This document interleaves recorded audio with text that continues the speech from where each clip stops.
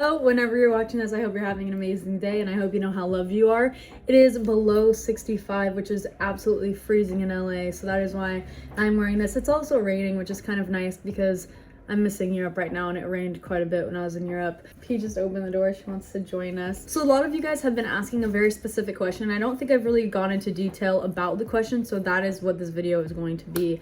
I do a lot of explaining videos. I know that I do. It's just because a lot of you guys ask questions, and I like to answer them because I know what it feels like to question things and want answers. So I'm going to give you all the answers that I can, that I know about. This question is, will my skin ever match the color of my face? Right now, it looks like it matches pretty well. In person, I do think that it looks way whiter than the rest of my face. It is also winter time. I know wintertime for LA is not like super winter, but it is less sunny, and I haven't really tanned my face at all.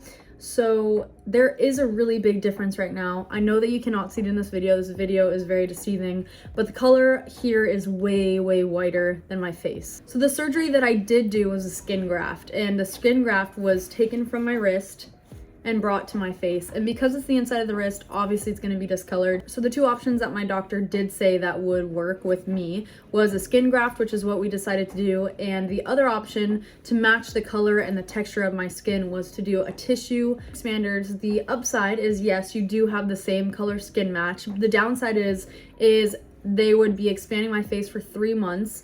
I think my mental health would have really went down in this type of situation. Also, tissue expanders are very prone to infection. So that is also another thing that we were worried about, because they would have been open. It would have been open sutures. They would have had little tubes here draining so that we could pump air into them. And my face would have literally been out to here. For me and my mental health at the time, I did not want to do that. I was very scared of them. My doctor was also not too keen on the idea, so we just ended up listening to our gut and our intuition, and that's why we went with the skin graft. It is hard because I've only had the skin graft for about a year now. So will it match my face better later on? I don't know, but I do know that every time you go into surgery, it takes about 3 months to go back to the color that it was. It gets really like orange and white whenever we go into surgery. I'm almost at 3 months now, but like I said earlier, it is really deceiving. If you can look, it's just a lot lighter. It doesn't bother me because I do think that once I get the next surgery, it will be lifting my lip quite a bit, and I will have the tattoo as well, so it won't really show that much of a difference. And once I get my scars revised, I think it'll look really good. I get asked a lot too if I'm like hoping for an end result. Ever since I started the surgery and started talking to doctors, I never had an end result of what I wanted to look like, because I knew right when I got into the surgery I was never going to look the same.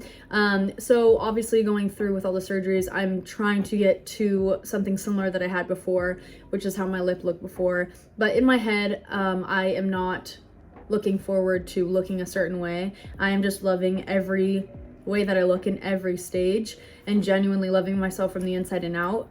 This attack has definitely taught me a lot of self-love and being patient and genuinely just being thankful for life and being grateful for the people that have been placed in my life as well.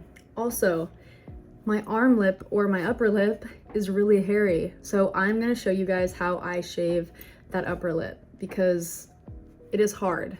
There's hair that grows in the inside as well as the out as well. So how I shave my hair is really interesting. I don't want to use a razor because sometimes you get like razor bumps, and I used a razor once and it gave me red bumps on my upper lip, and I don't want to do that again. So I am going to try to use a face blade or a face shaver. I'm not really sure, but I have hair in the corners that keep tickling my lower lip and it's bugging me so much.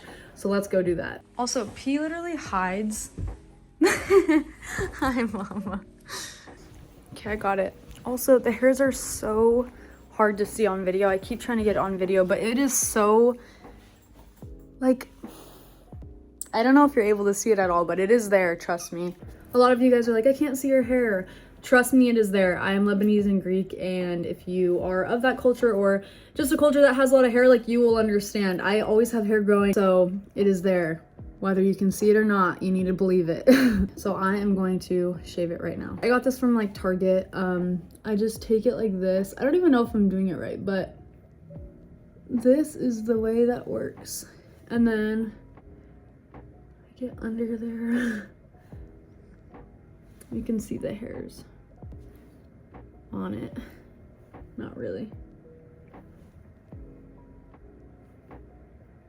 I just kind of do this. I just do it everywhere. I don't even know if I'm doing it right, but it does work. Update on my surgery. I am supposed to have a doctor's appointment coming up pretty soon. We are going to do another face moulage. That is the whole honey gooey thing that takes a face mold of my face from my doctor to see the progress of all the surgeries.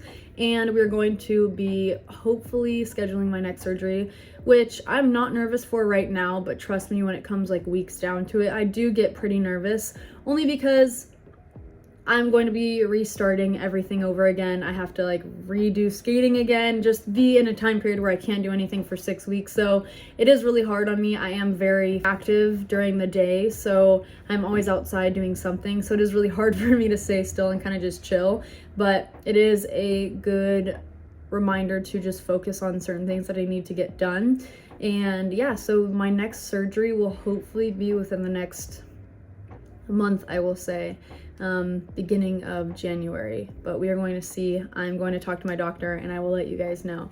So whenever you're seeing this, I hope you know how loved you are. Go hug someone you love today.